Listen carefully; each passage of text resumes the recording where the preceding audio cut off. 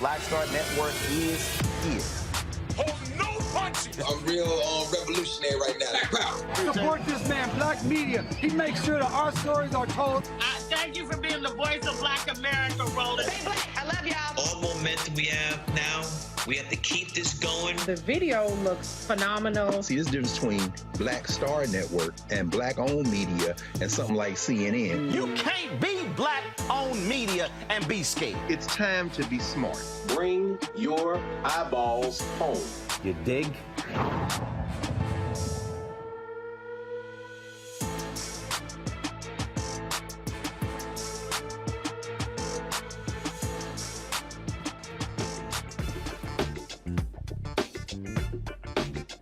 Today is Friday, February 10th, 2023. Coming up on Roland Martin Unfiltered, streaming live on the Black Star Network. A Roland Martin exclusive. A Texas man files a federal lawsuit against Killeen, Texas police officers in the city for excessive force following a seizure. We're the first to have the body cam footage of him being tased in an ambulance.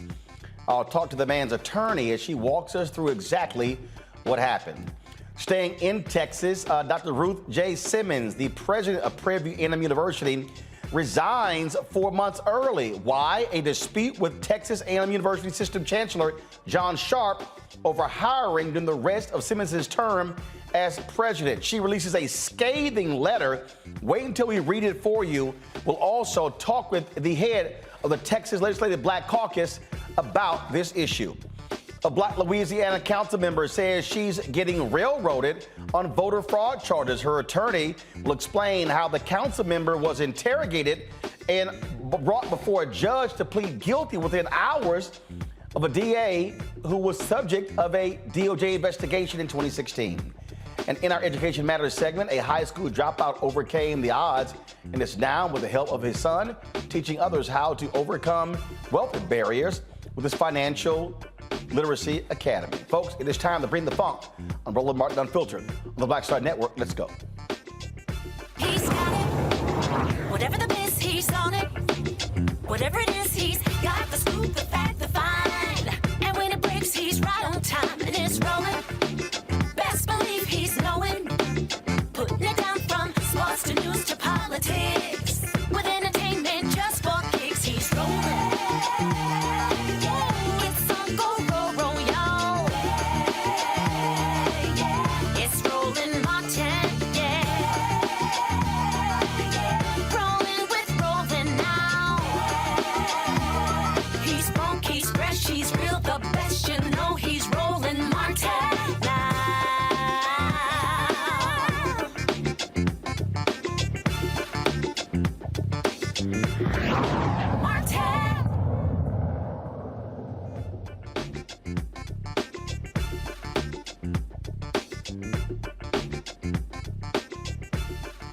Folks, a Roland Martin exclusive. A Texas man, folks, was tased in an ambulance after he had a seizure. He was tased by Killeen police officers.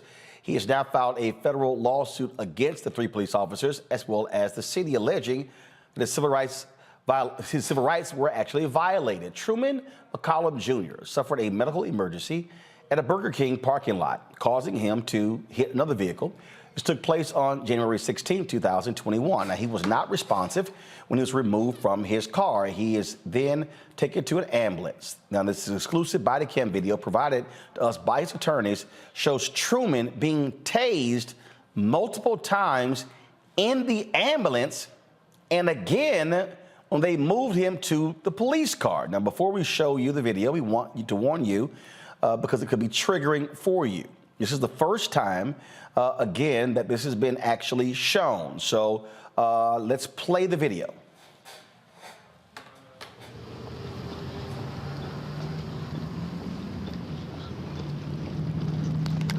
Hold traffic. Stop. Grab him down. Grab him down. Grab him down.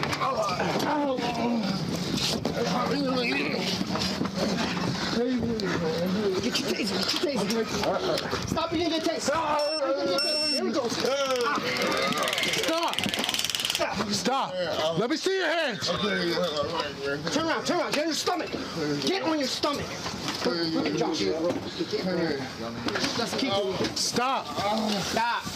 Stop. Oh, come on. Turn around, quit. Come on, man. Face that way. Oh, man. Face that way. Oh, okay, man. Stop. Please, here we go. Quit. Hold the spot. Come here we go, please. Get down, get down. Oh, man.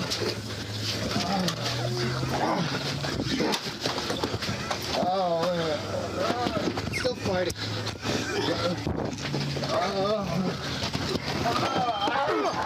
Quit! Get his arms! Quit moving! Get his arms! Get his arms! Watch that taser! Sarah, we need more units! Stop! Give me your hand. Quit!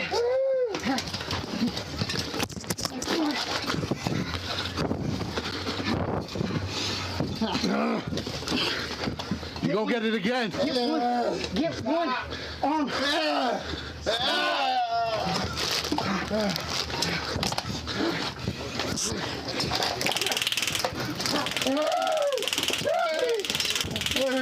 Let me see your hands.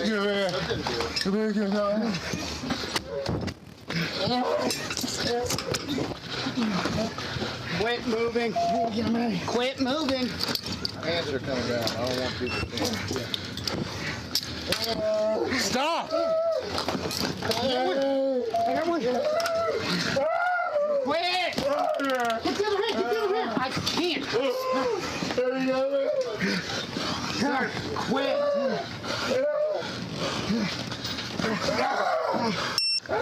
Grab this one! Keep it there! Quit! Quit!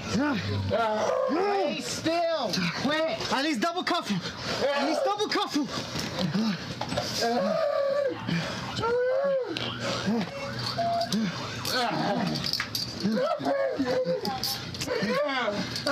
We're working on it. We'll drive slow.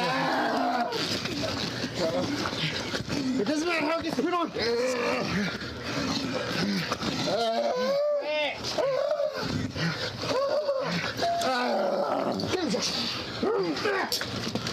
Got him. Center, one detained. Stop moving. One detained, but he's still uncontrollable. He's outside now. Quit. Fuck. You all okay? Hey, calm down, man. Calm down. Calm down. That's Melinda's. Quit. Calm down. Calm down. We're inside the ambulance.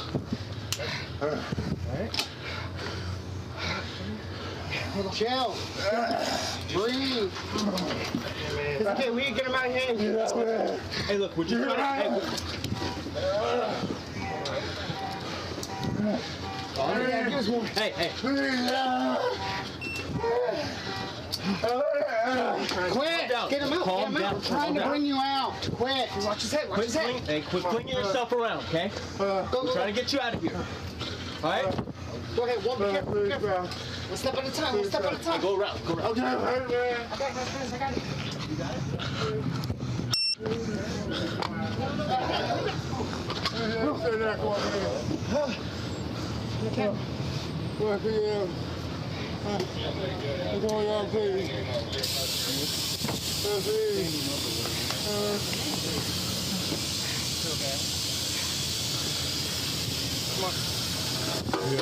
Simple. Come on, man. Stand up. All right, come on. 50? Hey, you really couldn't tell me. Really see my hand, hey. Closest one. Yeah, we'll get it. Hey, Tom. Hey, man, please, yeah, you're definitely under the influence of something. Please, man. Oh, shit. You let me go, man. I need no help, man. Let me down. Oh, hey, man. Oh, please. Please, man. Oh, please. Oh, please.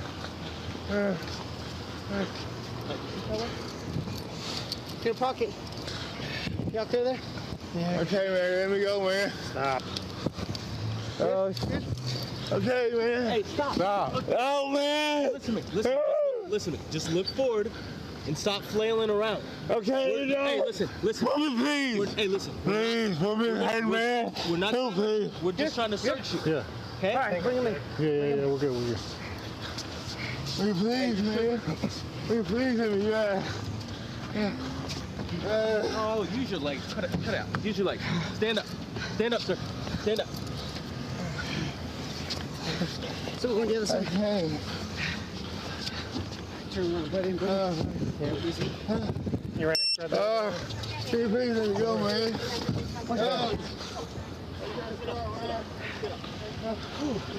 I seen you moving around in the house. Oh, shit.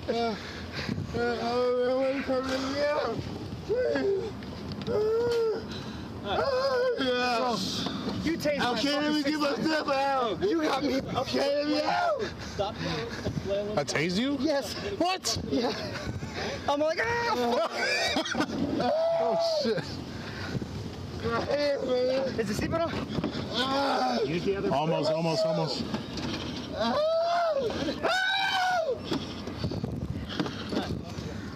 So he's 95. Yeah. 34, 31, he's 95. That's me. All right.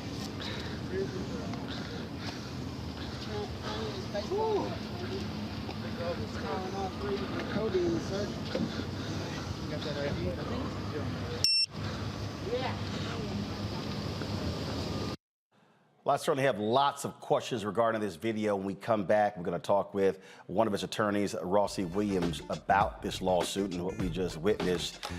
Folks, we'll talk to her when we come back on Roland Martin Unfiltered, the Black Star Network. Don't forget, download the Black Star Network app, Apple phone, Android phone, Apple TV, Android TV, Roku, Amazon Fire TV, Xbox One, Samsung Smart TV.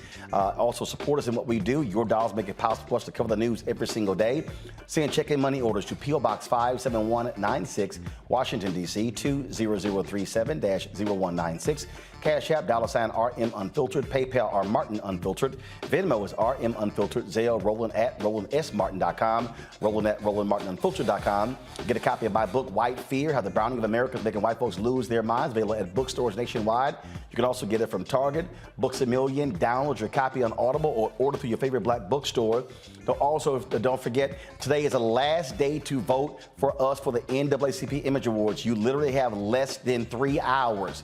Go to vote.naacpimageawards.net. What you then do is simply go to the Outstanding News Special category, look for Roland Martin Unfiltered, Black Votes Matter, Election Night 2022. Cast your ballot for us. Again, the deadline is 9 p.m. tonight, so please cast your ballot. We'll be right back.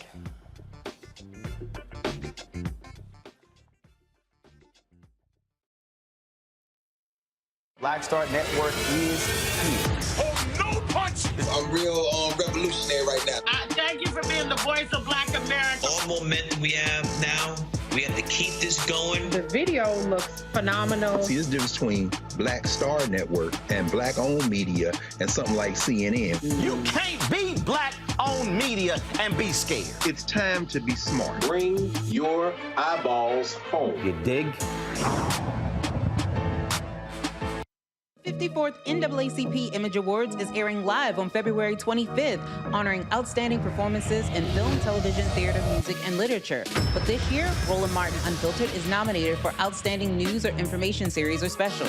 To vote, head to NAACPImageAwards.net, scroll down to Outstanding News/Information Series, select the category. You have to click on hashtag Roland Martin Unfiltered Black Votes Matter Election Night Coverage.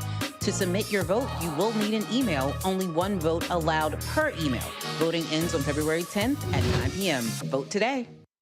When you talk about blackness and what happens in black culture, we're about covering these things that matter to us, speaking to our issues and concerns. This is a genuine people-powered movement. There's a lot of stuff that we're not getting. You get it, and you spread the word. We wish to plead our own cause too long have others spoken for us. We cannot tell our own story if we can't pay for it. This is about covering us. Invest in black-owned media. Your dollars matter. We don't have to keep asking them to cover our stuff. So please support us in what we do, folks. We want to hit 2,000 people, $50 this month, raise $100,000. We're behind 100,000, so we want to hit that. Y'all money makes this possible. Checks and money orders go to P.O. Box 57196, Washington, D.C. 20037-0196. The Cash App is $RM Unfiltered. PayPal is R Martin Unfiltered. Venmo is RM Unfiltered. Zelle is Roland at RolandSMartin.com. Hi, I'm Vivian Green. Hey everybody, this is your man Fred Hammond, and you're watching Roland Martin, my man, Unfiltered.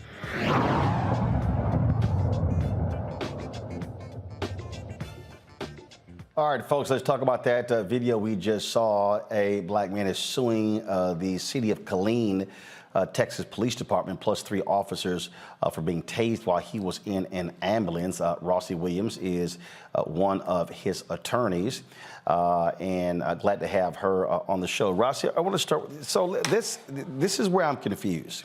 And so, folks, do me a favor. I need you to play the video again, because this is where I am absolutely confused.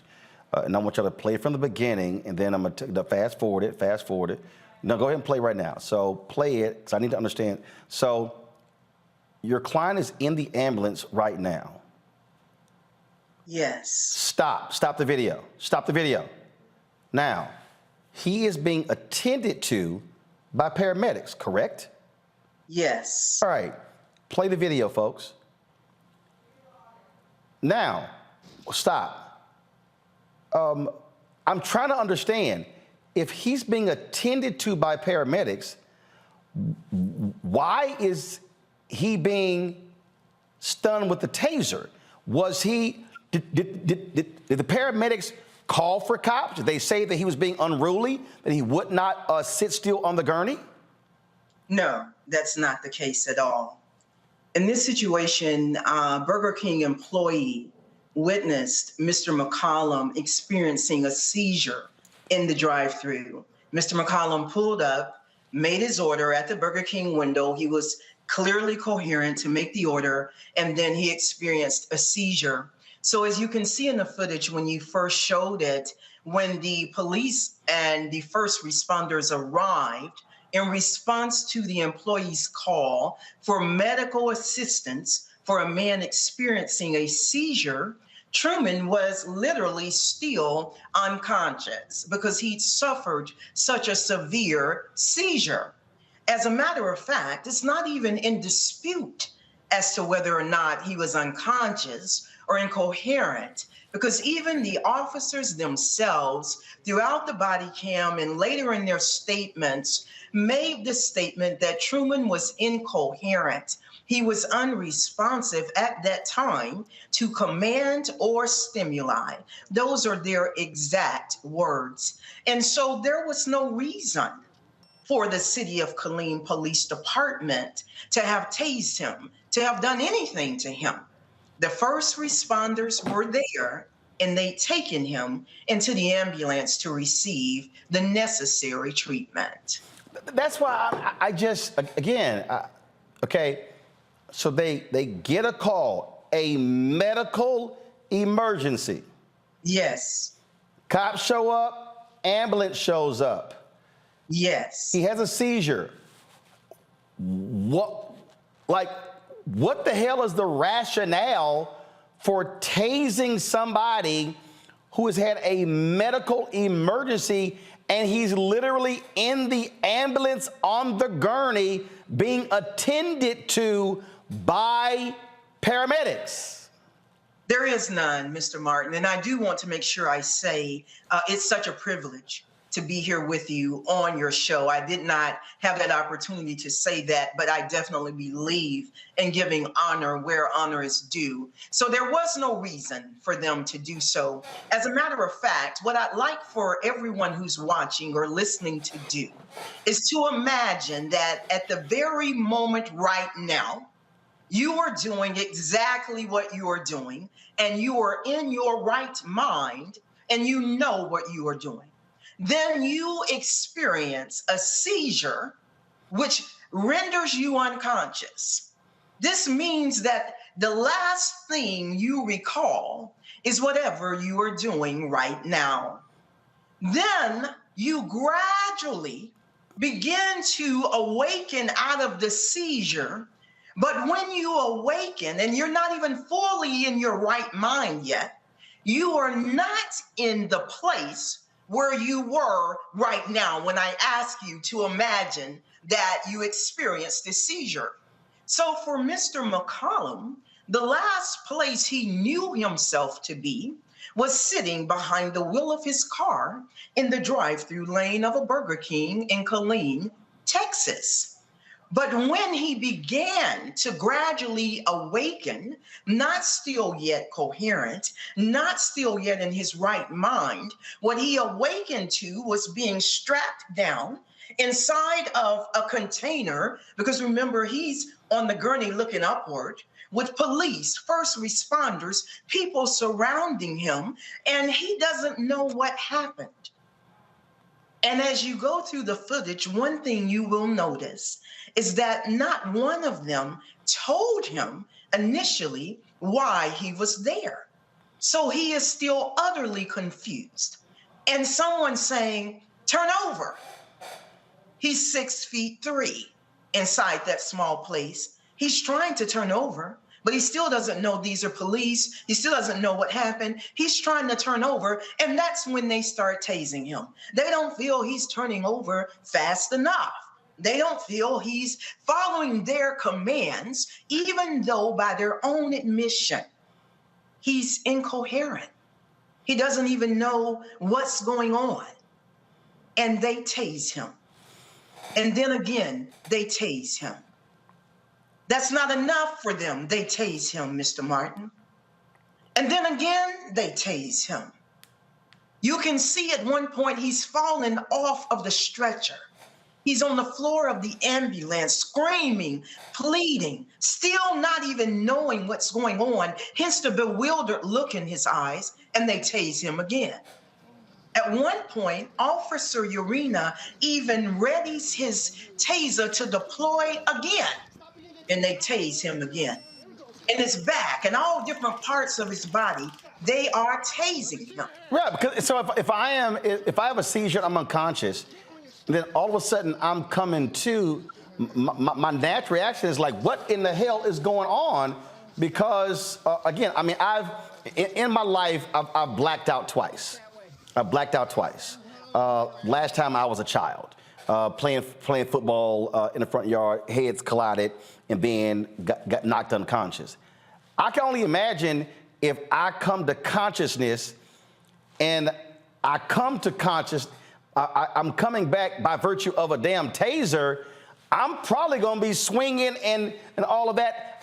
I'm still trying to understand the logic of somebody being unconscious in an ambulance, in a gurney, and they decided we need to tase him to wake him up. I'm still, and not only that, if you roll that video, why aren't the paramedics saying, get the hell out of our ambulance? We are trying to deal with this man. This is what I'm thinking. Again, I don't know what their protocols are. I'm thinking that when you are in an ambulance being attended to, the paramedics, they have custody and control. For cops to say, oh, we're just going to enter the ambulance and do what we want, to me, that has to be a violation of some fire department regulations. And I would say to you, the reason that they're not saying anything, I think, are multiple. Number one, they're not Roland Martin unfiltered, wherein you would speak the truth as you have just done and done on so many issues. This is not what happens when in that camaraderie of the thin blue line of police, firefighters, first responders, people are generally not going to speak up. It's no doubt they see this. And I must say, you may see me closing my eyes or even having to control my breathing as I watch, because I stand in a righteous anger about what happened here, and I don't apologize for that, nor will I take down. And so they definitely could have said to the police, you need to leave. This man is not fighting anyone. He's not doing anything. He's just coming out of a seizure. He's not even totally coherent. And if there was a need to have calmed him, the paramedics have the ability to do that. They have medications. They have access to call in to emergency physicians. In addition to being an attorney, I'm a registered nurse as well. So there were so many ways besides this to have handled this situation. It certainly makes no sense whatsoever. You filed a lawsuit. We certainly keep us abreast of what is next, Rossi Williams. Thank you so much. All right, folks. Thanks a lot. Folks, hold tight 1 second. We come back. We'll talk to our panel about this story, plus other news of the day. You're watching Roland Martin Unfiltered right here on the Black Star Network. Folks, again, you don't have much time. Go to vote.nwacpimageawards.net. Vote for us to win the Outstanding News Special at the Image Award. It's vote.nwacpimageawards.net. Scroll down to the Outstanding News category. Then select Roland Martin Unfiltered, Black Votes Matter, Election Night 2022. And then, of course, one email per vote. You have until 9 p.m. Eastern, so that means you have 2.5 hours, 2 hours and 33 minutes exact, to cast a ballot. So please support us in doing that so we can bring this home. So go to vote.nwacpimageawards.net. If you're watching on YouTube, hit that like button, folks. Let's hit 1,000 likes in the first 30 minutes of the show. We shouldn't have to wait for the whole show. If you're on Facebook, hit share. Same thing if you're on the Black Star Network app as well. And then don't forget, you can watch us on Amazon News as well. If you're on Amazon Fire Stick, click Amazon News, and you can check our 24-hour streaming channel. So please check us out. We'll be right back. On a next, A Balanced Life with me, Dr. Jackie, a relationship that we have to have. We're often afraid of it and don't like to talk about it. That's right. We're talking about our relationship with money. And here's the thing, our relationship with money oftentimes determines whether we have it or not. The truth is you cannot change what you will not acknowledge. Balancing your relationship with your pocketbook. That's next on A Balanced Life with me, Dr. Jackie, here at Black Star Network. We're all impacted by the culture, whether we know it or not. From politics to music and entertainment, it's a huge part of our lives, and we're going to talk about it every day right here on The Culture with me, Faraji Muhammad, only on the Black Star Network. Next on The Black Table with me, Greg Carr. An hour of living history with Dr. Richard Mariba Kelsey, thinker, builder, author, and one of the most important and impactful elders in the African American community. He reflects on his full and rich life and shares his incomparable wisdom about our past, present, and future. African genius is saying that my uncle was a genius, my brother was a genius, my neighbor was a genius. I think we ought to drill that in ourselves and move ahead rather than believing that I got it. That's next on The Black Table, here on the Black Star Network. Carl Payne pretended to be Roland Martin. Holla! Hi, I'm Chaley Rose, and you're watching Roland Martin Unfiltered.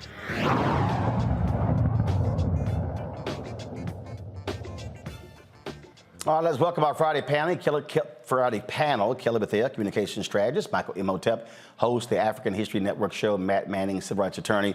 Matt, you're one of the attorneys on this case, and again, I'm just completely at a loss to understand the logic of a phone call being made, them saying the man is unconscious, it's a medical emergency, cops come, paramedics come, the man gets put into an ambulance, If y'all go back, roll a video from the beginning. I don't, not them walking. No, from the beginning.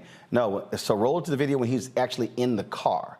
Because first of all, Matt, what happened was, do we have video of him initially being taken out of the car and then put into the ambulance? So is this the video here? Is this the beginning? Okay, so this is them arriving on the scene. You see the body camera footage. You see the ambulance there. And what? Is he still in the vehicle? All right, so we're going to the video here. Pull the sound up, please. That blue truck in Yeah, that's the truck that got hit. I told him to stay till y'all got here. So the Burger King workers tell him, hey, what's up, man? There's a medical emergency. What happened? I was first of all, I'm showing you that I got my weapon right there. Okay, I appreciate it. Just in case it had been somebody, crazy stuff. So that's not, Matt, that's not the client. No. That's the car that he hit. Okay, so he hit a car. Okay. Right. All right, guys, fast forward, please. I need you to fast forward to. I need you to fast forward to when they go to McCollum's car, please. I looked back, it looked like it was a gray. All right, so fast forward to when they go to McCollum's car, and I just want to see. Come on, guys, fast forward. Thank you. All right, so here we go. They are approaching his car. I saw him just like drive off.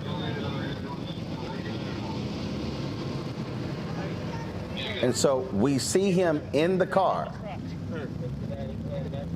If he looks up, let's see. So we see that airbags are deployed. You see he's not moving in the car. So you can tell the man's unconscious. Head is back. So put us in. Keep the video. I'm gonna talk to Matt. So pull the audio down, please, so I can talk to Matt. So Matt, here's what's crazy. He's clearly unconscious. So if they take him out of the car and put him in the ambulance, what is the logic to just all of a sudden say, let's go tase him? There's no logic whatsoever. And I think you hit the nail on the head earlier. This is a situation where the paramedics are in charge, right? Because they're administering medical care per the calls that they got, all of which were. Yeah, so right now, we literally see them lifting him out of the car, placing him on the gurney, strapping him in, and then, guys, let it keep rolling because, I want to see, I'm about to hit the stopwatch because I just want to look at time.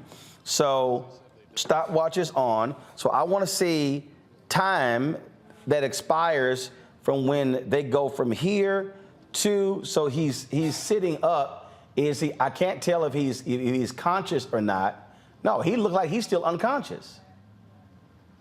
Yeah, he is at this point. And, the thing that's especially strange with this, Roland, is that not only were the paramedics treating him, but anyone who has basic understanding of what happens after you experience a seizure understands that there's a period of time during which the person is kind of reconstituting themselves, right? Getting their bearings.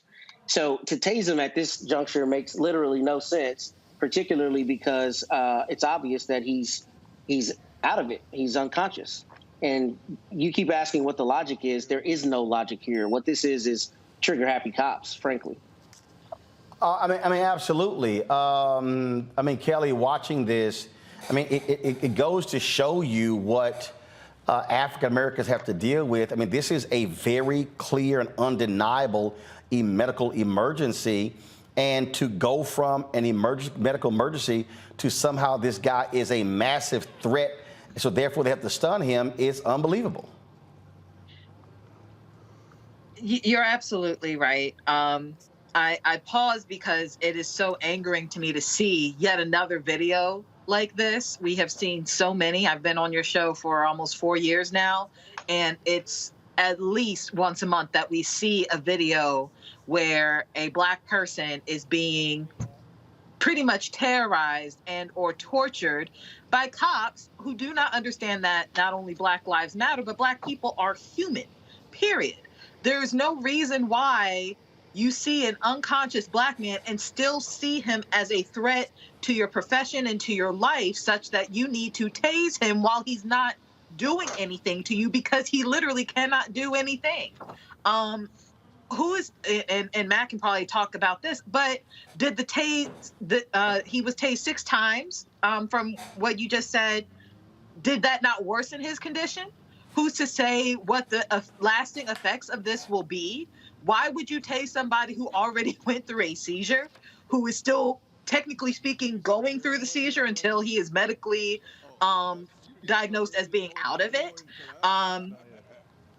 I want to know whether the EMTs have been implicated in this at all, because I feel like they did not take into consideration their patient when they let these cops in, right, into the ambulance, and how they just didn't have regard for his life, even though that's their job too. Guys, I don't know why I don't that I have, and it's all just absolutely absurd. Why are we playing the video again? Okay, what I was trying to do is I wanted to see how long, folks, it was for him being taken out, and then the next video of them going into the ambulance. And so, was this not one continuous video?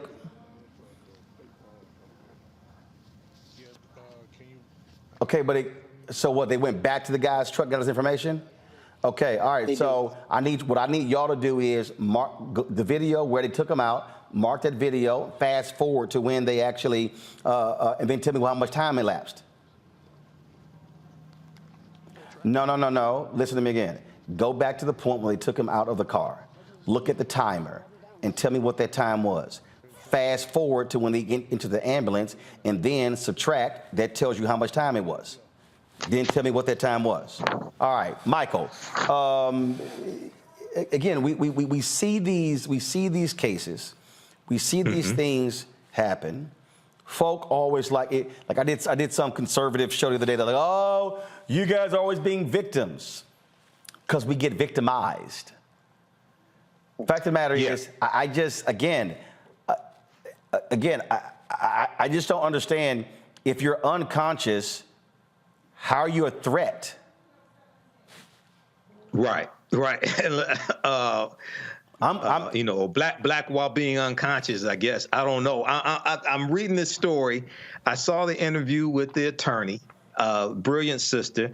I'm listening to Matt, and I'm trying to figure out something. So I think, Matt, the article from kdhnews.com, I think they quoted you. One of the things that one of the attorneys, I think it was you, Matt, that mentioned that the police officers would try, at least a couple of the police officers were trying to make up a charge after they already tased Mr. McCollum multiple times. We have that. I wanted more information about that, Matt. And then also I was trying to figure out at what point did they first start tasing him? And have you gotten any explanation from the police department or anything like that behind this? No, Michael, great questions, and I'll answer all of them. The first thing I'll tell you is, ironically, I got the city's motion to dismiss as I was waiting for the show today. So they just finally filed into the case. Yeah, literally probably half an hour ago, because, they probably know that we're preparing to do further media there in Killeen on Monday. But the first question that you asked, Michael, is that's actually one of the worst parts of this case, and it comes near the end of the video. But near the end of the video, the sergeant who comes on is actually a black woman. And she's talking to 2 of the officers who are involved. And she says almost verbatim, what do we have him on? Now that he's gone, once he's left the scene, what do we have him on?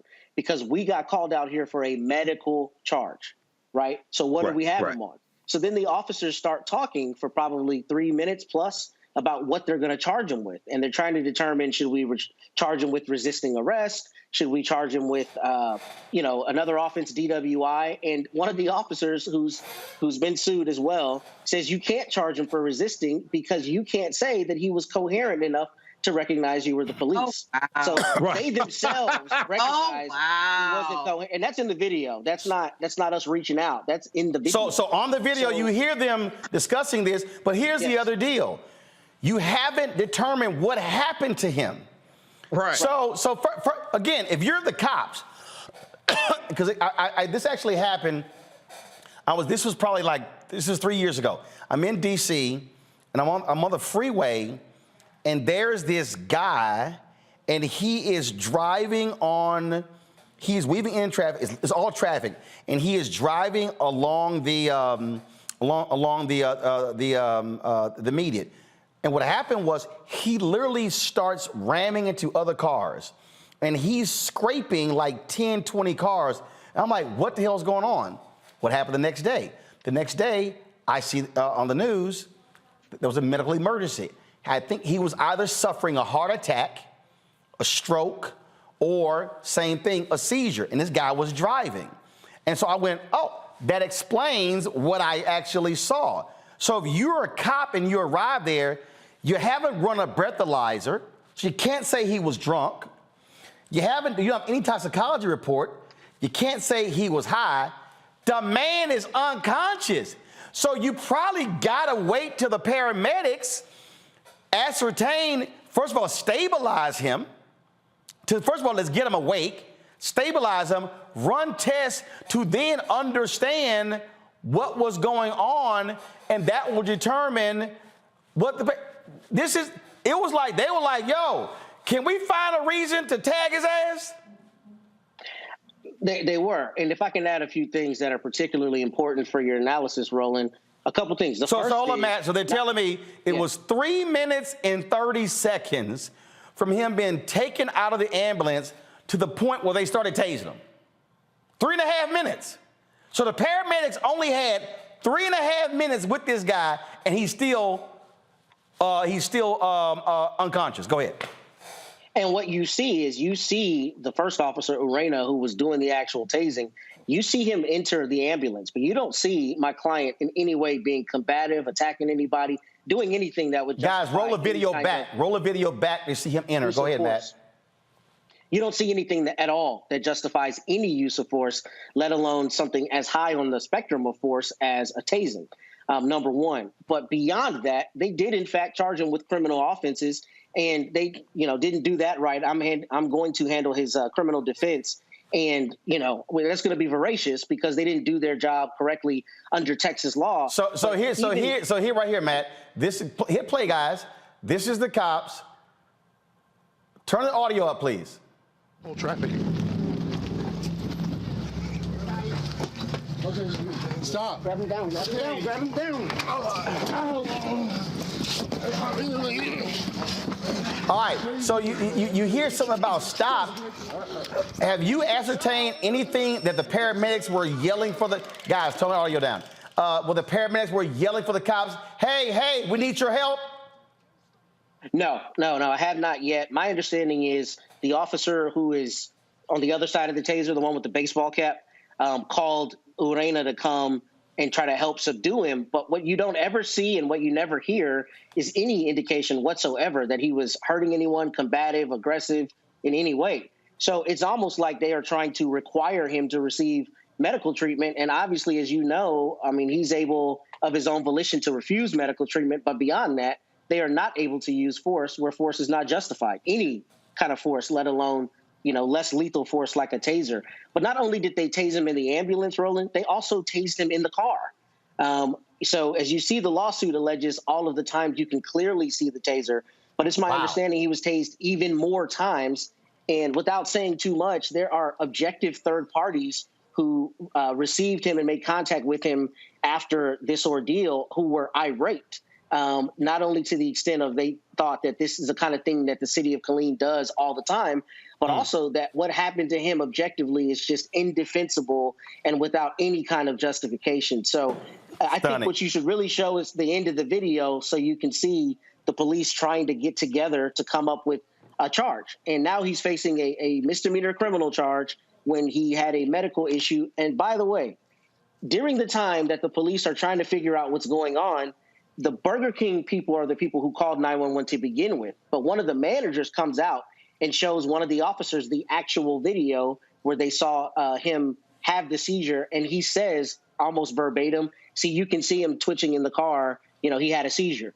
So the police had no cause that anything criminal happened, and they nonetheless treated him in such a dehumanizing way. Absolutely stunning. All right, folks, hold tight 1 second. We come back.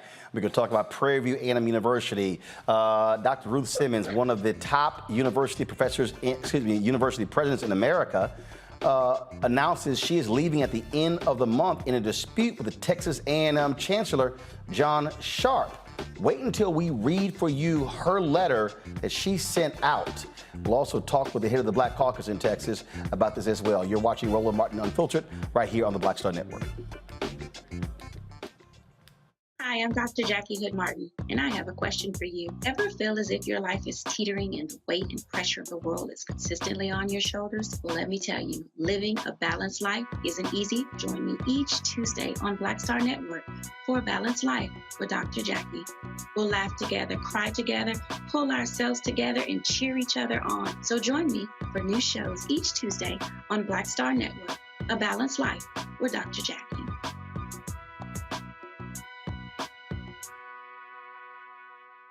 54th NAACP Image Awards is airing live on February 25th, honoring outstanding performances in film, television, theater, music, and literature.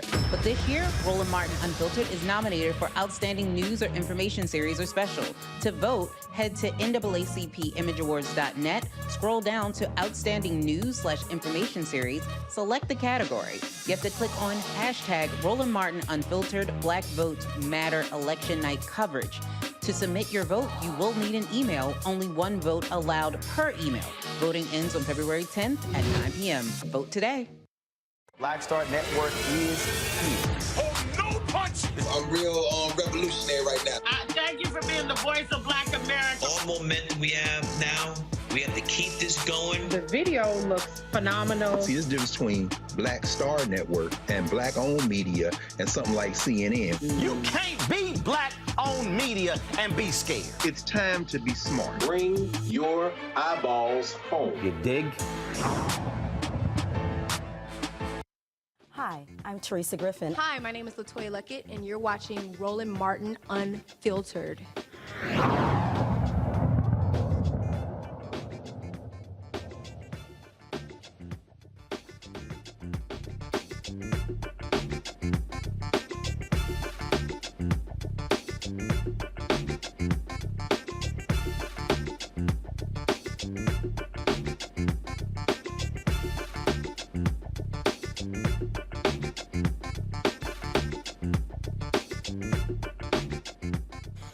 All right, folks.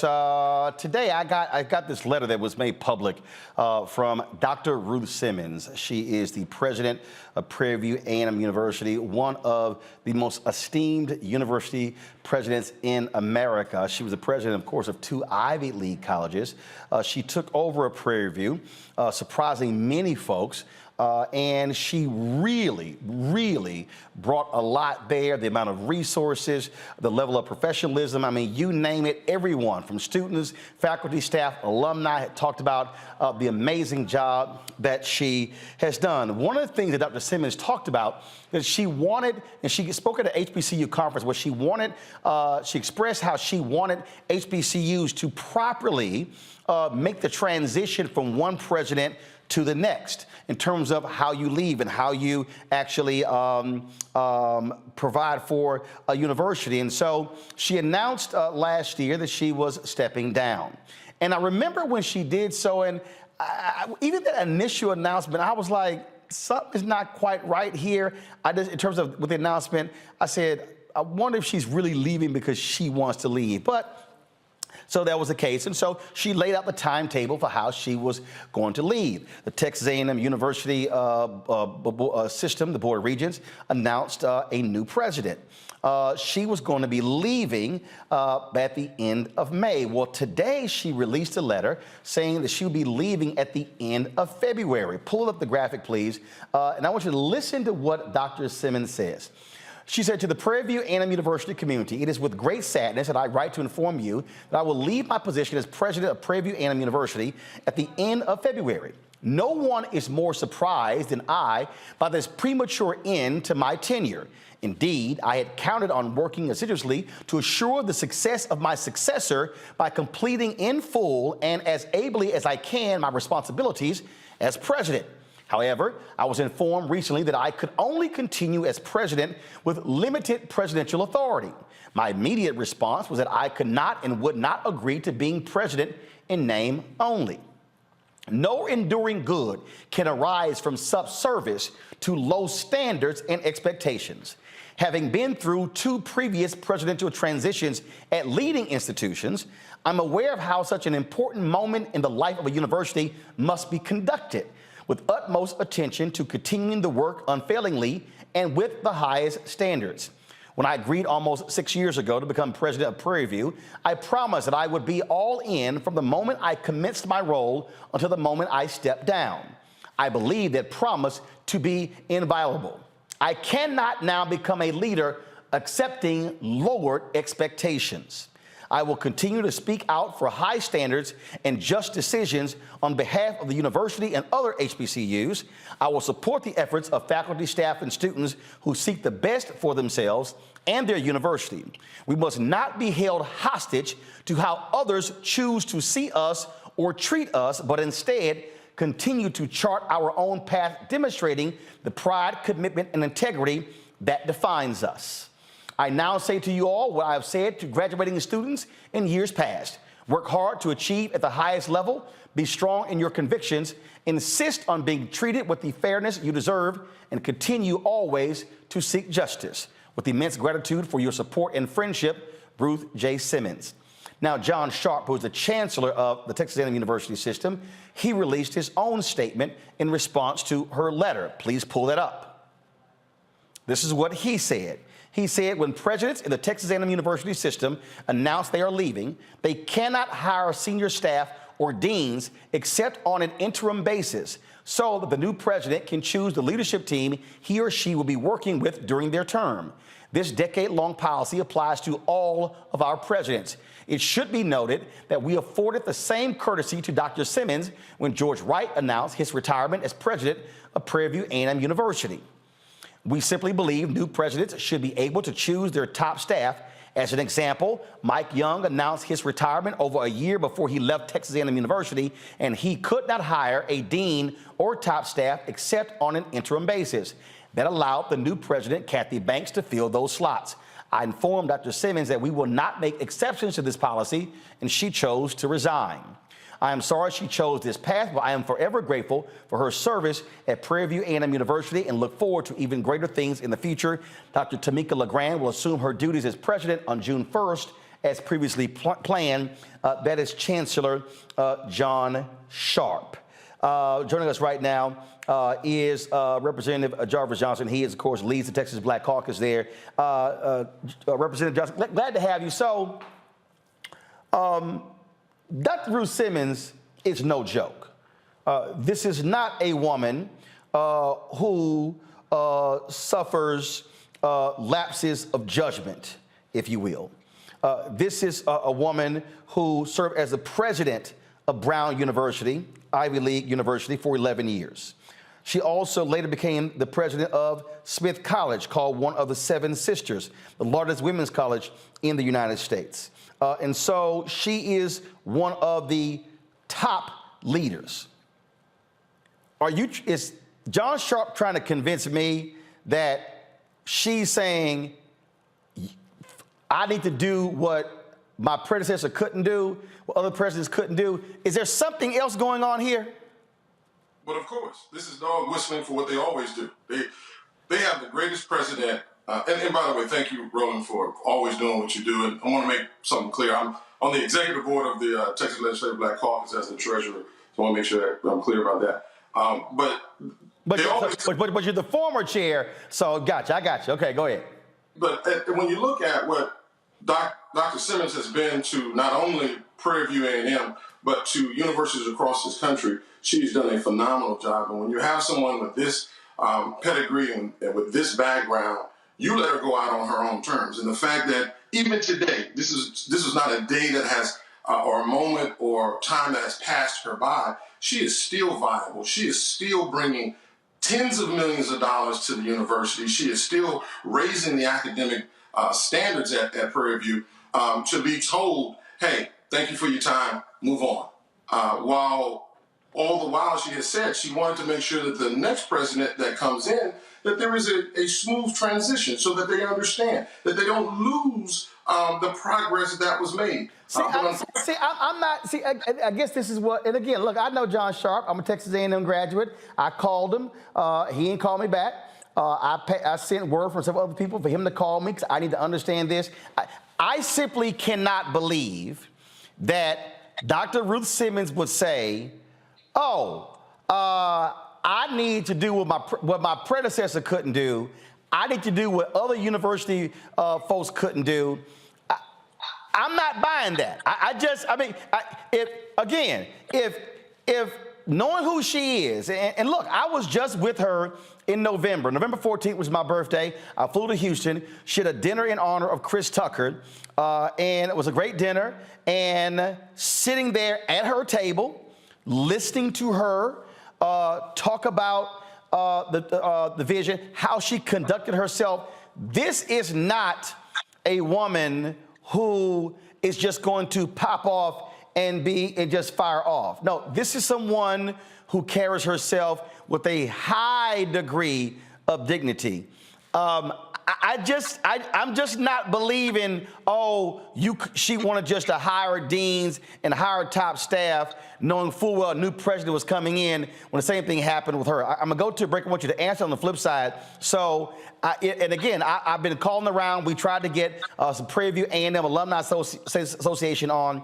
I've been told by many people this was a talk of the Prairie View alumni chat rooms all day, but something just, my gut is saying something else is at play here and not what Sharp said there. And so I want to come back and talk about that when we come back. Again, folks, you're watching Roland Martin Unfiltered on the Black Star Network. Hit the like button if you're watching on YouTube. Share button on Facebook. Same thing, the Black Star Network app. Speaking of the Black Star Network app, download it if you have not done so. We got 1 million subscribers on YouTube. We need 1 million downloads of the Black Star Network app, folks. We own it. We control it. This is how we control our own destiny. Download it to your iPhone, Apple phone, Android TV, Apple TV, Roku, Amazon Fire TV, Xbox One, Samsung Smart TV. Speaking of Amazon TV, Fire TV, we are actually on the Amazon Fire Stick. You can click Apple, you can click Amazon News. You can watch our 24-hour, 7 days a week streaming channel right there, along with CNN, MSNBC, and the rest of them on Amazon Fire TV. And we got some great news coming up, some other announcements, how you can see our 24-hour channel. So trust me, we got some great things coming down the pipeline, and we'll be discussing more of this Prairie View story, which is confusing to me right here. We'll be right back. Hatred on the streets, a horrific scene, a white nationalist rally that descended into deadly violence. White people are losing their damn minds. As an angry pro-Trump mob storms the U.S. Capitol, we've seen shooting. We're about to see the rise of what I call white minority resistance.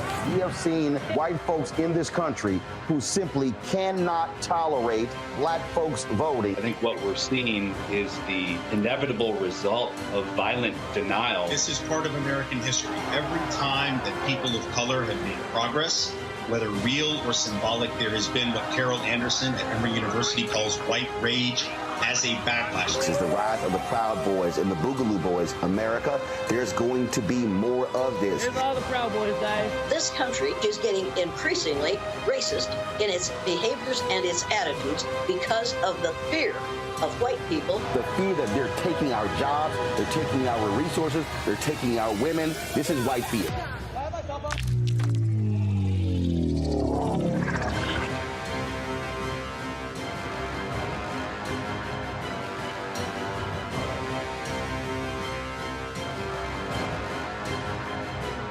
Pull up a chair, take your seat at the Black Table with me, Dr. Greg Carr, here on the Black Star Network. Every week, we'll take a deeper dive into the world we're living in. Join the conversation only on the Black Star Network. We're all impacted by the culture, whether we know it or not. From politics to music and entertainment, it's a huge part of our lives, and we're going to talk about it every day right here on The Culture with me, Faraji Muhammad, only on the Black Star Network.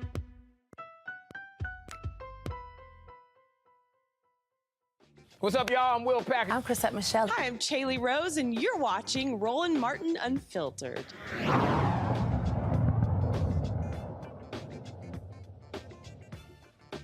All right, welcome back. We're talking about Prairie View A&M University President Dr. Ruth Simmons stepping down at the end of the month. Representative Johnson, again, so I was talking about, so let me just, for all people who are watching, just understand this woman's career, which is why I'm saying this does not make any sense. One, she was an assistant professor. First of all, she's a native of Texas, graduate of Dillard University, got her master's and doctorate from Harvard University. Assistant professor at the University of New Orleans. She worked at California State University, Northridge, then went on to USC, University of Southern California. Then went to Princeton University as assistant dean of faculty, then associate dean of faculty. She was provost of Spelman College. She went back to Princeton as vice provost.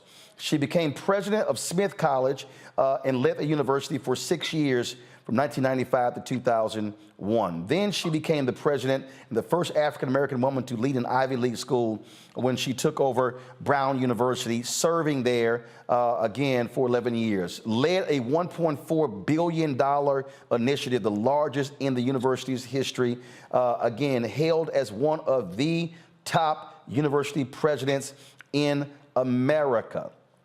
Served on the board of Goldman Sachs, folks. Then, of course, she decides to come out of retirement and was invited to lead Prairie View A&M.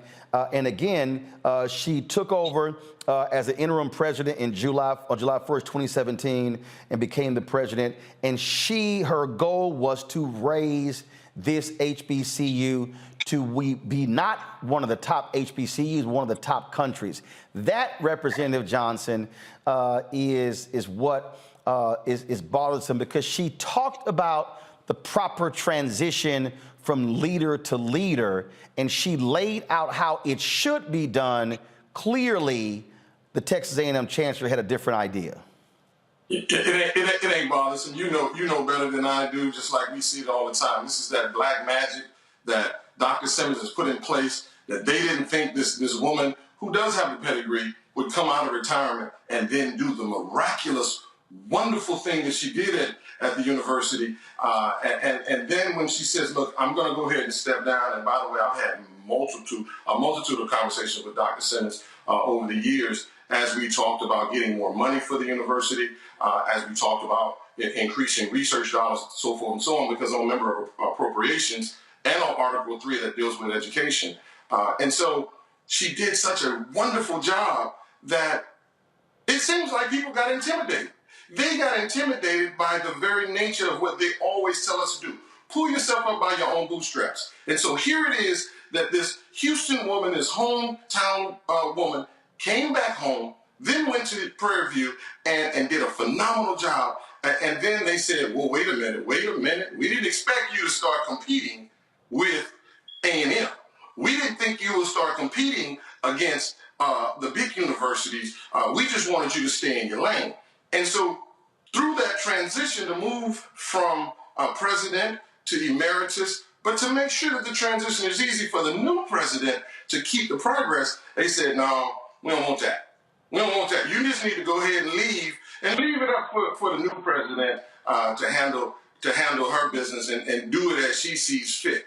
I think that's disingenuous, and I think it was done purposely because I don't think that they like the success that Prairie View is having. And so we have to look at that, because when you look at how the university system is, how board members are chosen, and even those board members are then choosing presidents, they want to choose presidents based on what they think is going to be best suited for their narrative and what they want. Dr. Simmons pushed the envelope. She pushed the envelope when it came to critical race theory. She pushed the envelope and letting students speak their mind and do the research that was necessary, that upset a lot of people that didn't want her to do that. But Dr. Simmons said over and over again to me, I'm comfortable where I am. I've had a great career, and there's nothing that you could do to harm me. But at the end of the day, they do want to make sure that they're destroying her legacy by simply telling her leave. And I think that in itself is very hurtful, very disrespectful for a woman like Dr. Simmons, who has done a phenomenal job at Prairie View and giving all HBCUs a great day. Indeed, Representative Johnson, we really appreciate it. Thanks a lot. Thank you, my brother. Sir. Michael, I'll go to you. The thing here, first of all, folks, like I said, this is a photo of me with Dr. Simmons, as well as Houston Mayor Sylvester Turner. This is from November 14th, when she had the dinner in Houston for comedian Chris Tucker. And she, again, I just don't understand. If they said, Dr. Simmons, you can't hire deans and top staff because you're leaving in June. That's what happened with your predecessor. This was happening with every university president. I don't see Dr. Simmons saying, oh, that's unacceptable. That's why I'm like, this is not, again, I've covered a lot of stories. If you go back, guys, pull her letter up again. You read this, come on, pull her letter up, come on. Come on, let's go. You read her letter, when she says, now go to the next page. No. When she says, no enduring good can arise from subservice to low standards and expectations. She then goes on to talk about previous administrations and then says, I promised that I would be all in from the moment I commenced my role until the moment I stepped down. I believe that promise to be inviolable. Go to the next page. She then says we must not be held hostage to how others choose to see us or treat us, but instead continue to chart our own path, demonstrating the pride, commitment, and integrity that defines us. Michael, she's saying a whole lot there. A whole lot there. It sounds like they're handcuffs on her. It sounds like things that she wants to accomplish or something. And you mentioned in the interview, you mentioned a fear or something like that when the HBCU tries to compete with a predominantly white institution. Is that what you said? No. Representative Johnson made that comment in terms of, because obviously Texas A&M is one of the flagship institutions in the state. Her whole deal is Prairie View, long history, should also be a major institution. It's under the Texas A&M University system, though. Unlike Texas Southern University, which the other HBCU, which is a standalone, they're under no one system. Go ahead. So when she talks about substandard and she says subservice. So subservice, and then it sounds like she's saying that because of the structure or the restrictions that are being put on her, she can't fulfill the promises that she made of being able to take Prairie View to the next level. And I know that sometimes when you have a HBCU that can become a rival to taking students away from a predominantly white institution in the same state, that can ruffle a lot of feathers. And sometimes those feathers are on the board of directors of that very HBCU. Because all skin folk are not our kinfolk. So hopefully we'll find out what this is really all about. But it seems like she was trying to send us some messages. Oh, no, Mike, she wasn't. No, Mike, she wasn't trying. Kelly, I read that letter. She wasn't trying.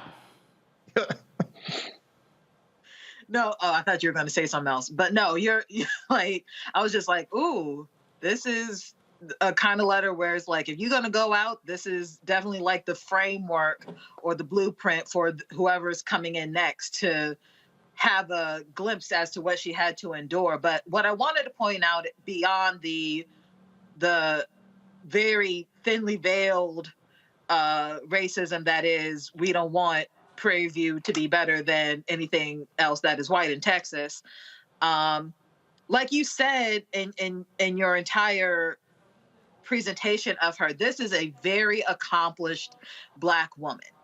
And I could not help but think of the many incredibly accomplished Black women that I have seen endure something similar, in that you are invited in by white leadership, you are praised for what you have done in the past, and they're so excited about it. And then basically the end result being, we don't like you anymore, you're doing too much, you gotta go. And it immediately made me think of this chart that I saw at least a year or so ago, basically the pathway for women of color in the white workplace, where it's, you know, the honeymoon phase, and then the reality where the Black woman actually sees what's wrong with the organization, and she tries to, you know, come up with solutions within the structure that she's been given, and things like that. But at the end of the day, they don't want all that. At the end of the day, she was really just tokenized and wanted on a pedestal. Matt, again, if people were at that dinner and if they saw how she spoke and how she carried herself, this is a woman who is accustomed to being in rarefied air, who is accustomed to being among the elite of the elite. She don't play. No, and I'll say the only better breakup record is Frankie Beverly and Mays, Before I Let Go. But look, that line, no enduring good, is beautiful, because it shows you, first, the colonialism essentially in academia that still exists when an HBCU is, to use her words, subservient to a larger university. I mean, the idea that a president is there but ultimately cannot be fully in charge of the entity is the real problem, because even if what Sharp is saying is true, the question becomes, why is the president divested of her ability to, until she's gone, choose whom she thinks is best to lead the university forward?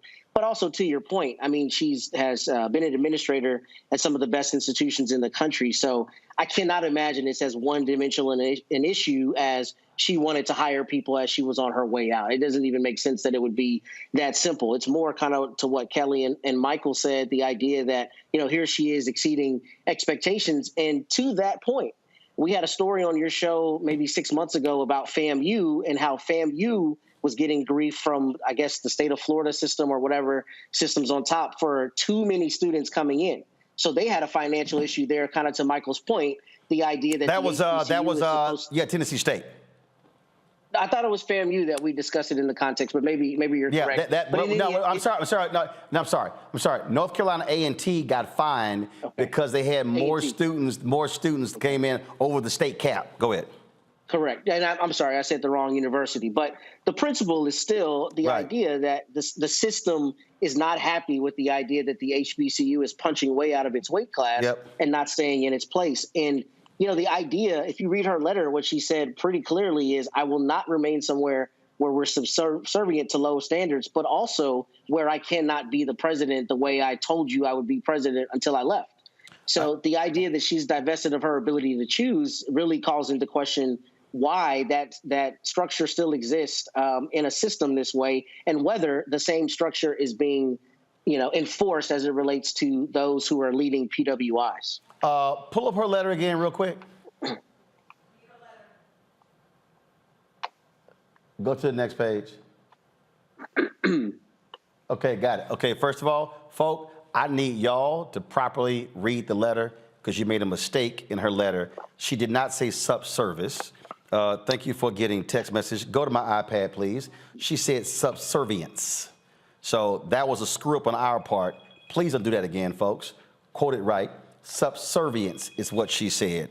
And subservience, folks, is defined as willingness to obey others unquestioningly, or the condition of being less important than something else. So what she actually wrote was, no enduring good can arise from subservience to low standards and expectations. So, yeah, she was saying a whole lot in that letter. I got to go to a break. We'll be right back. And again, we reached out to for Chancellor John Sharp to come on. He has not called me back. We did call Prairie View A&M University. Dr. Simmons was not doing any interviews. We also reached out to the Prairie View A&M Alumni Association, and they made no one available as well. So hopefully we'll get more information to figure out really what's happening there at PV. You're watching Roland Martin Unfiltered on the Black Star Network. Black Star Network is here. Oh, no punch! I'm real revolutionary right now. Thank you for being the voice of Black America. All momentum we have now, we have to keep this going. The video looks phenomenal. See, this difference between Black Star Network and black-owned media and something like CNN. You can't be black-owned media and be scared. It's time to be smart. Bring your eyeballs home. You dig? The 54th NAACP Image Awards is airing live on February 25th, honoring outstanding performances in film, television, theater, music, and literature. But this year, Roland Martin Unfiltered is nominated for Outstanding News or Information Series or Special. To vote, head to NAACPImageAwards.net, scroll down to Outstanding News/Information Series, select the category. You have to click on hashtag Roland Martin Unfiltered Black Votes Matter Election Night Coverage. To submit your vote, you will need an email. Only one vote allowed per email. Voting ends on February 10th at 9 p.m. Vote today. Hi, I'm Vivian Green. Hey everybody, this is your man Fred Hammond, and you're watching Roland Martin, my man, Unfiltered.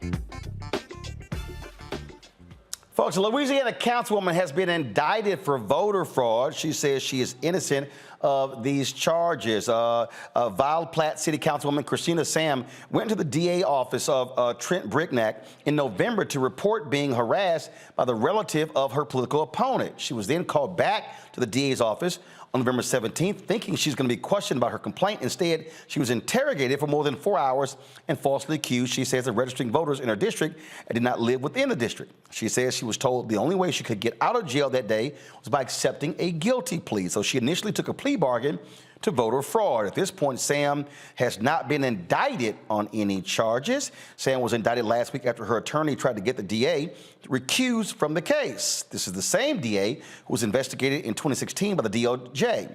Rochelle Jones represents Councilwoman Sam. She joins me now from Lafayette, Louisiana. Rochelle, how are you? And thank you for having me. All right, so she goes to the DA to report somebody else. Then they call her back 3 days later, interrogates her, and then nothing happens. That's correct, Roland. Nothing happens, and she's called 2 days later to return to the DA's office, and she was under the belief that she had to go and provide information about the complaint she made. Instead, when she arrived to the DA's office, she was locked in a room for more than 4 hours with the district attorney, Trent Brignac, and his office investigator, and interrogated.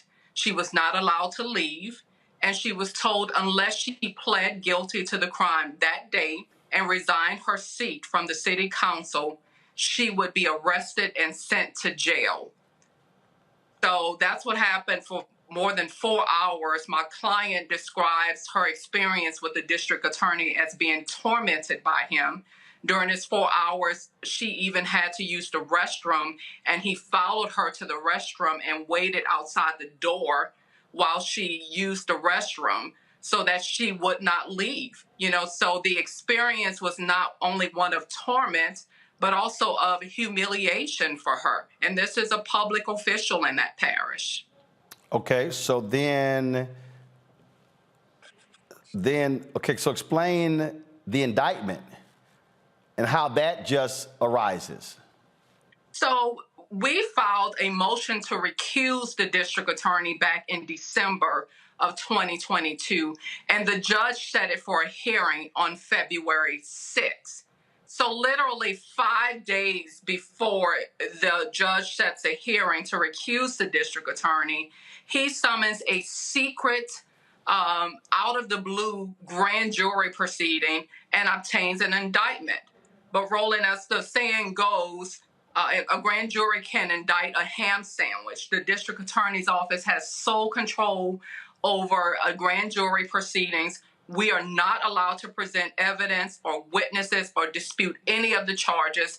That is the secret proceedings of a district attorney's office.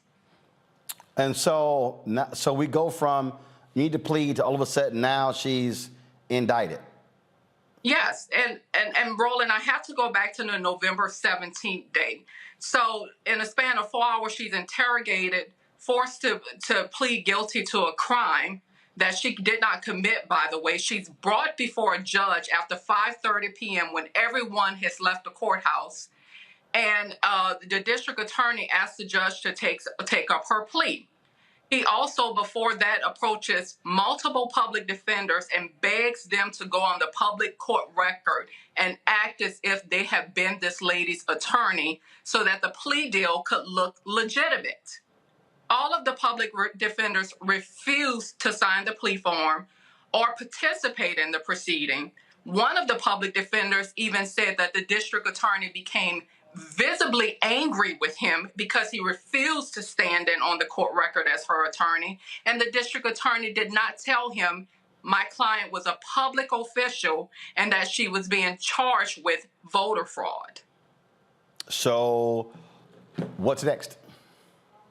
What's next, Roland, is that the judge, the local judge in Evangeline Parish had denied our motion to recuse the district attorney. And so we have now filed the appropriate paperwork for the Louisiana Third Circuit Court of Appeals to review his decision. It is clear that this district attorney has a personal interest in this case. He treated my client differently. He rushed a felony criminal proceeding through the court process in a matter of 5 to 6 hours. I promise you, Roland, that Vladimir Putin in Russia allows his criminal defendants more time and more time to process a criminal case in Russia than what happened to my client in Evangeline Parish on November 17th. So we are awaiting the Court of Appeals decision on to recuse this district attorney in this case. And we are hopeful and confident that the law is on our side and he will be recused because of his very personal prosecution of my client. All right, then, Rochelle, we shall appreciate it. Thanks a bunch. Let us know exactly what happens. Thank you, Roland. I'll keep you updated. All right, thanks a lot. You know, folks, it's crazy when you see these different things here. And speaking of that, Matt, Michael, as well as Kelly, did you see the story out of Alabama where black students protested at a high school because they said that the authorities, the school authorities, told them if you have a Black History Month program, you cannot discuss anything that took place before 1970. Now, no, seriously, straight up. I saw that story from the Rio. I was talking to someone earlier about this, and they couldn't believe it. 200 students at Hillcrest High School in Tuscaloosa County, again, walked out on Wednesday. And again, they said that the principal said they could not reference anything that happened before the 70s, including slavery, the Black Panthers, or the civil rights movement. They said it was intimidation by the school. And then, of course, the superintendent released a statement as well. Let me see if I can pull this statement up so I can read it for y'all, which it's just crazy. And just I keep trying to explain to people, Matt, what's going on in this country and how these people are absolutely scared to death of history that we tell, and because they don't actually want to deal with the reality. And so this is what the Tuscaloosa County school system supports our students' right to peacefully demonstrate. A number of our Hillcrest High students have concerns about the culture within their school. We care deeply about our students, and it's important that their concerns are heard. We're putting together a plan to make sure our students feel heard, so we know the right steps to put in place to ensure all students know that they are valued. Okay, Matt, this is real simple. Either they were ordered to do that or not. So I don't want to hear a damn thing about no plan, about here our students. Were they ordered not to talk about anything happening before 1970? Yes or no? Exactly, period. That's the only question. And the thing that doesn't make any sense to me at all about this situation is, you know, it seems like school boards and educational entities are just getting so brazen. I mean, what's the point of a history class if you're not going to teach history? And we see that not only in Florida with the AP class that DeSantis is trying to attack, but what you see right now is you see primarily conservatives, let's be honest, trying to attack history and objective facts and make it likened to things that we know were objectively racist history. And what I mean is they try to teach, you know, or try to liken the civil rights movement to the Confederacy. They aren't the same thing. So the idea that students would be ordered not to discuss anything at a program before 1970 is absurd, because we're still dealing with racial issues today. And, you know, for them to try to spin it is just BS. We know that. And we're seeing it all around the country. And we're seeing, unfortunately, that politicians are able to leverage this in some places. In Florida, here in Texas, there's an all-out assault on education, and the idea that any education that makes people offended, irrespective of its truth, is something that should not be taught. And that's, you know, absurd, especially if we want a citizenry that knows the actual truth of what happened in the past. But bottom line here, Kelly, I keep trying to explain to people, they want to attack every single institution. This is about white fear holding on to power.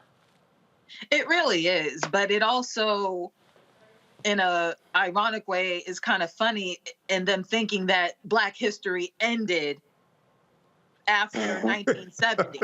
Like, you know, I'm not going to get into it because I'm sure Michael is about to give us a breakdown as to what happened between 1970 alone. No, he's not, because he's only going to have 30 seconds. Don't do that, man, like that. Right now, y'all keep laughing. Y'all taking this time. I understand, but you understand my point. There are plenty of things that happened between 1970 and 2023 that people can talk about that will make white people just as uncomfortable, just as fidgety, right, just as, frankly, guilty as things before 1970. So it's not something that is going to stop history from being told. You're just going to feel dumb about it either way. Right. Michael Kelly kept talking, so you only got 20 seconds to go. CBS 42 has a story about this, and number one, they should sue that school. Number two, in the statement from the superintendent, they did not say the students are lying. They did not say it didn't take place. Right. So that's what I said. At least somebody, that leads me to believe at least somebody at that school as an authority position said that. Lastly, we need to have Michael, you ain't got no lastly. I told you you had 20 seconds, and you had 28. All right, I literally got to go to a break. I'll be right back. Roland Martin Unfiltered on the Black Star Network. You can't be started with first, second. You got to go.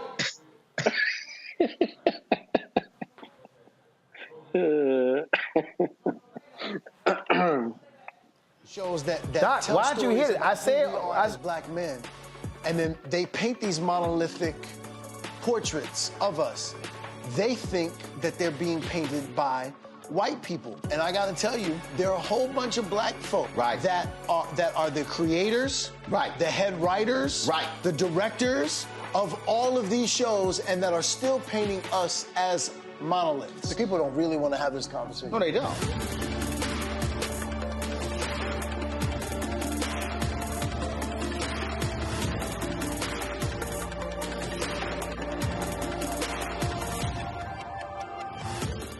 Next on Get Wealthy with me, Deborah Owens, America's Wealth Coach. Listen to this. Women of color are starting 90% of the businesses in this country. That's the good news. The bad news, as a rule, we're not making nearly as much as everyone else. But joining us on the next Get Wealthy episode is Betty Hines. She's a business strategist, and she's showing women how to elevate other women. I don't like to say this openly, but we're getting better at it. Women struggle with collaborating with each other. And for that reason, one of the things that I demonstrate in the sessions that I have is that you can go further together if you collaborate. That's right here on Get Wealthy, only on Black Star Network.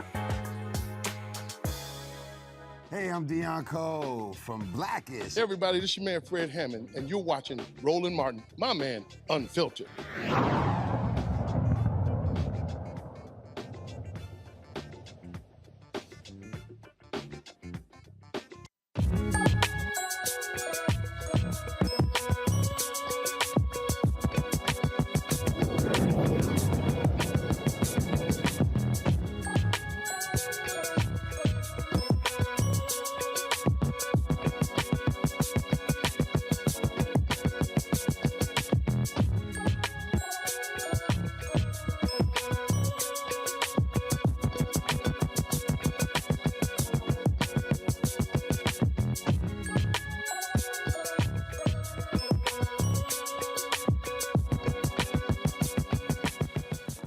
All right, folks, we talk a lot on our show about the importance of wealth creation, understanding financial literacy, and being able to take advantage of the opportunities. My next guest was a high school dropout and father who launched the Financial Literacy Academy when he was 18-year-old son, Timothy. Brandon Williams has overcome a whole lot. He found solutions to wealth barriers and created several business ventures. Brandon and Timothy, they are founders of the CEO Financial Literacy Academy.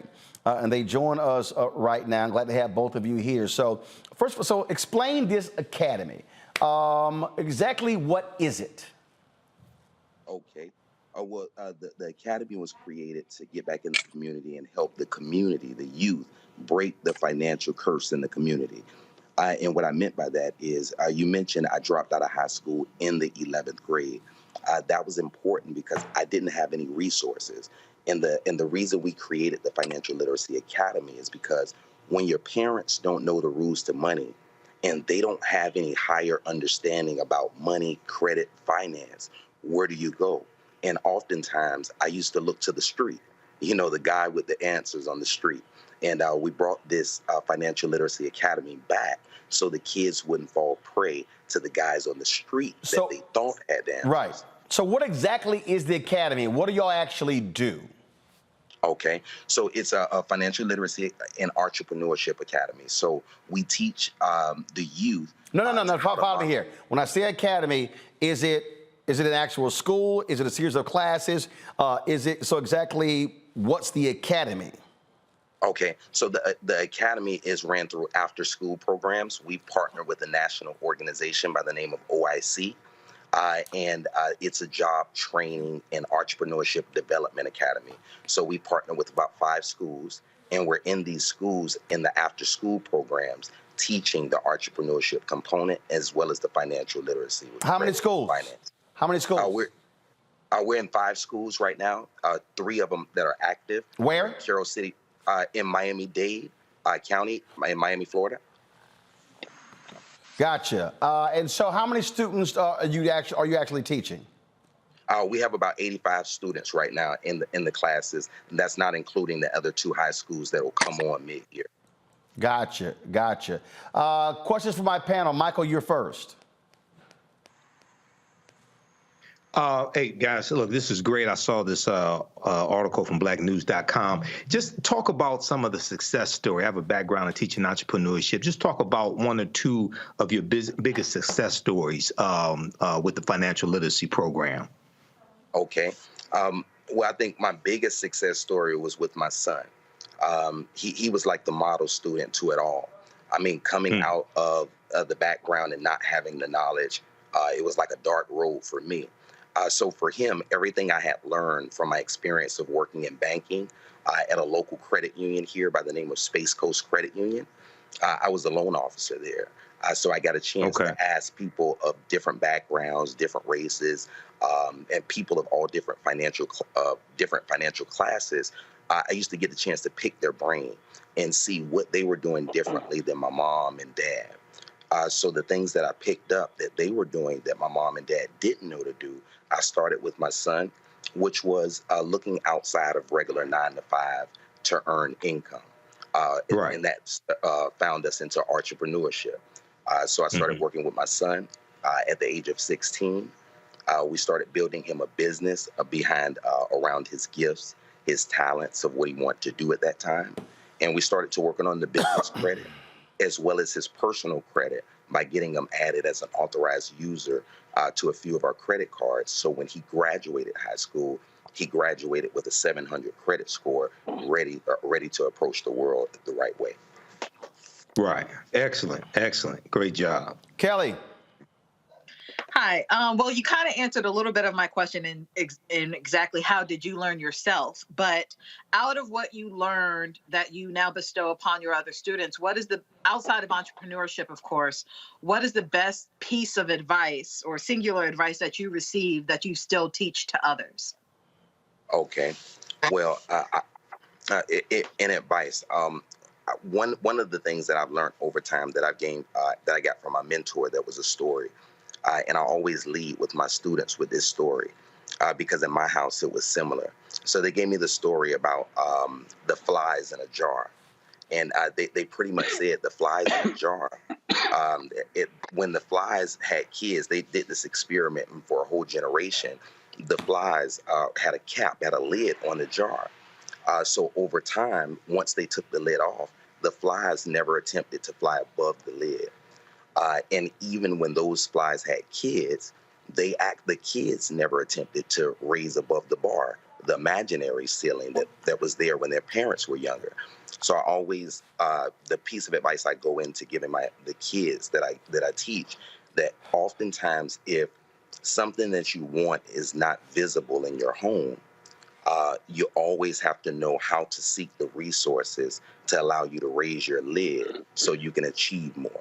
So that's one piece of advice I lead with, and that's what our Financial Literacy Academy was all about, helping these kids raise the lid of what they may or may not see at home. Timothy, go ahead and share your thoughts.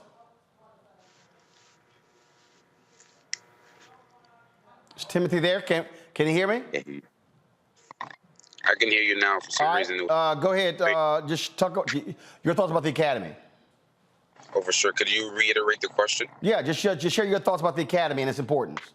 Oh, for sure. From young, my father put into me the importance of entrepreneurship.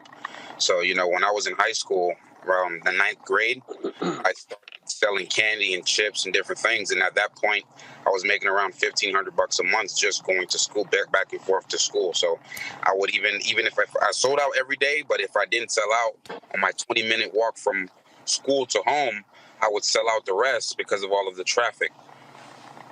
So just the importance of entrepreneurship, and now teaching that to other kids in the school system is gonna, make society better overall. All right then, Kelly, your question. I asked my question. I'm sorry, Matt. So my question is just this. This is a brilliant program. Thank you for having it. Do you have a particular part of the program that discusses investing?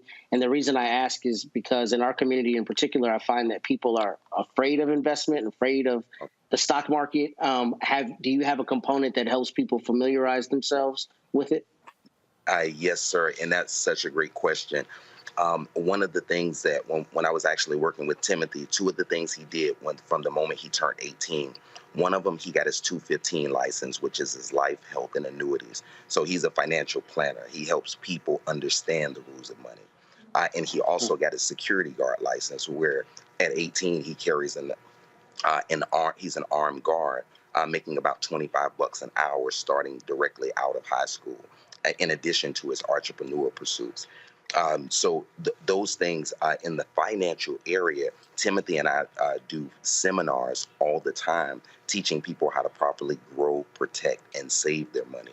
And when we say, like you said, many people in our community are afraid of investments. And that's a part of going past that lid that we talked about.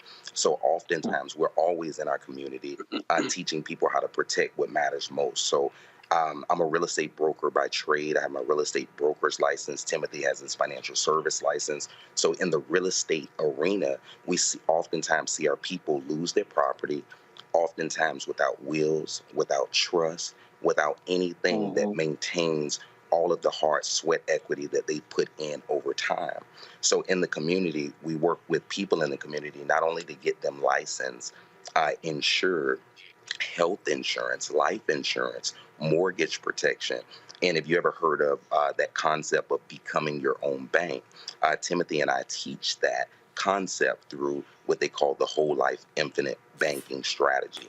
And we teach how that is a viable option for people in our community that may have never heard of how to make proper investments to protect their life.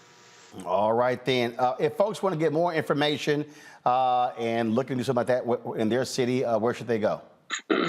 Yes, they can go to breakingthefinancialcurse.com. Also, they can follow us on Pastor Finance in Instagram. And they can also give us our main hotline a call at 305-849-2035. And and Timothy's number direct that handles everything else is 954-558-6587. All right, then. Well, look, we certainly appreciate it. Thank you so very much for joining us, and good luck. Thank you, sir. Thank you for having us, man. It's a pleasure. Thank you for having us. All right, I appreciate it. Thanks a bunch. Hey, folks, check this story out. A white woman who called to have her HVAC service called the cops on the black technician who arrived to do the job. Alonzo Harmon shared this video to his TikTok profile titled, "Here's a sample of what life is like being a black man in America." Watch this. I have never, ever dealt with a customer like this. She is on the phone with 911 right now. Look at her. She said I just threatened her. What threat did I make towards you? What threat did I make towards you, ma'am? Huh? This is crazy. I already knew what it was when I first got here, though. Because when I walked in the door, she was on tip. Her husband not even here. She's asking me pointless questions. I'm answering, though. On God, everybody who know me know I keep it professional. But I've never dealt with a customer like here, ever. On God. And I'm not going to leave. I'm going to wait till the police get here. That's what I'm going to do. Show up, talk to both of them, nobody arrested. Somebody should be, the white woman should be arrested, Matt. Yeah, she should for a false report. Yes. And I don't even know what to say beyond this is absurd. I mean, he's got all the insignia indicating he works for the company, and she just wasn't pleased. The black man showed up at her door, so she called 911. And I chuckle because it is so absurd. I mean, I don't even know what to say beyond it's abhorrent that a person would do this. And I'm glad that he decided to stay, because I was thinking, obviously, if she says get off her property, leave her property so you don't have any trespassing issues. But I'm glad he decided to stay, because the police come and they see that not only these kinds of things happen to black people, but if he had left, we might be looking at him trying to defend himself, right? Because who knows what she says when he leaves. So I think he took the right course in recording her and making sure that it was clear he was not in any way menacing her. Indeed. That's what it means. Damn, a brother trying to work and still catching hell. We'll be right back, and we come back, we'll talk about Bethune-Cookman having a new head football coach. Next, the Roland Martin Unfiltered.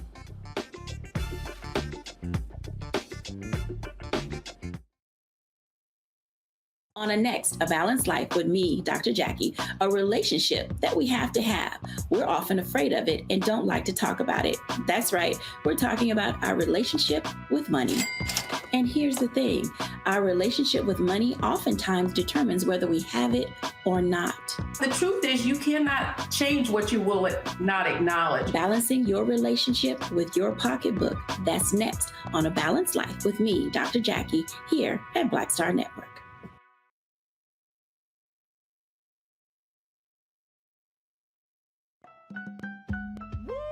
We're all impacted by the culture, whether we know it or not. From politics to music and entertainment, it's a huge part of our lives, and we're going to talk about it every day right here on The Culture with me, Faraji Muhammad, only on the Black Star Network. Next on the Black Table with me, Greg Carr. An hour of living history with Dr. Richard Mariba Kelsey, thinker, builder, author, and one of the most important and impactful elders in the African American community. He reflects on his full and rich life and shares his incomparable wisdom about our past, present, and future. African genius is saying that my uncle was a genius, my brother was a genius, my neighbor was a genius. I think we ought to drill that in ourselves and move ahead rather than believing that I got it. That's next on the Black Table, here on the Black Star Network. Carl Payne pretended to be Roland Martin. Holla! Hi, I'm Chaley Rose, and you're watching Roland Martin Unfiltered.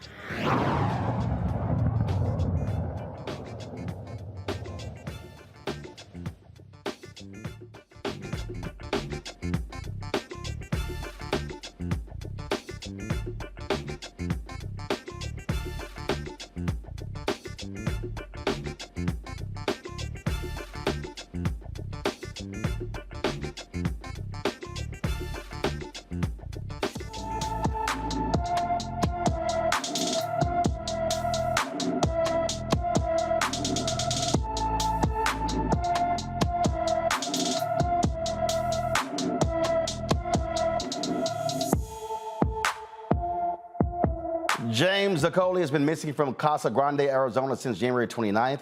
The 15-year-old is 5 feet 9 inches tall, weighs 161 pounds, with black hair and brown eyes.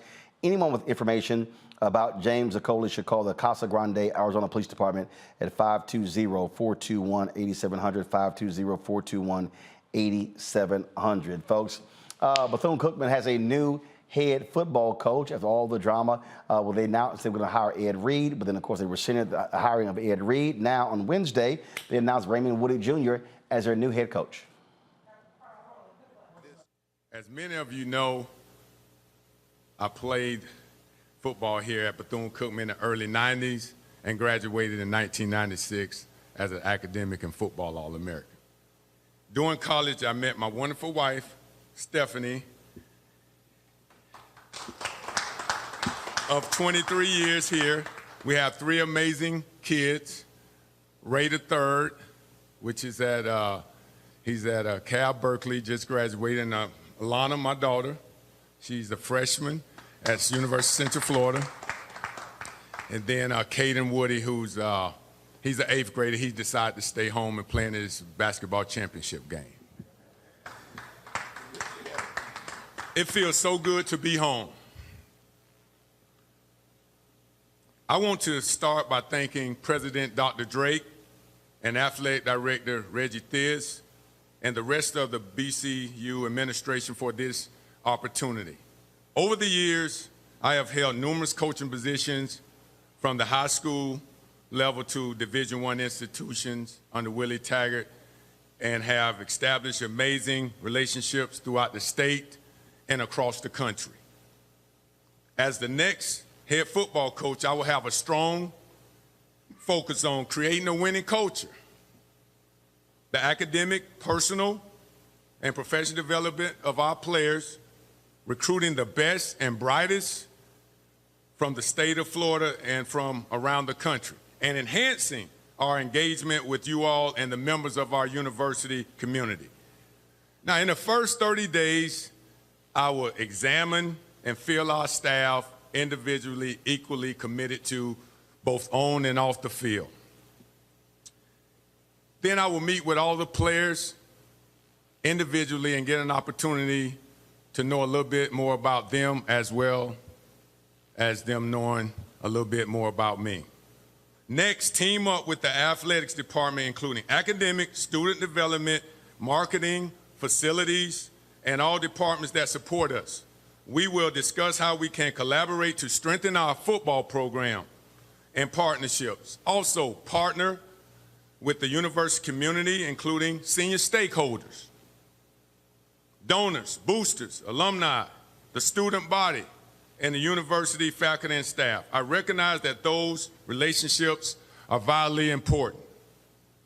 To achieve our program goals, our university community will play a pivotal role. You are the backbone of our program. All right, folks. Woody has worked at Florida Atlantic University, Florida State University, University of Oregon, and the University of South Florida. And so congratulations on that, and hopefully he can turn that program around. They have not been very good the last few seasons. All right, folks. Super Bowl is this weekend. It's the Kansas City Chiefs versus the Philadelphia Eagles. So let's go down the line. I'll start with you, Matt. Who you got on Sunday? I hate the Eagles. I'm a Cowboys fan, so I hate the Eagles. But I honestly want Jalen Hurts to win, so I want Jalen Hurts to win. That's my vote. Wow, you're a trash-ass Cowboys fan. I should have known. See, now that you done talked about, oh, Lord have mercy. Just, ugh. Yeah, matter of fact, I now want the Eagles to win just as y'all can have more pain. Kelly. I mean, considering that most of my friends are Eagles fans, I'm just rooting for everybody black. Kansas City got a black quarterback. Like I said, rooting for everybody black. There's a whole bunch of black players on Kansas City team. So you got to pick, Kelly. Everybody black. That is somebody. Yep, I said what I said. That's that bullshit. Michael. I am wearing green.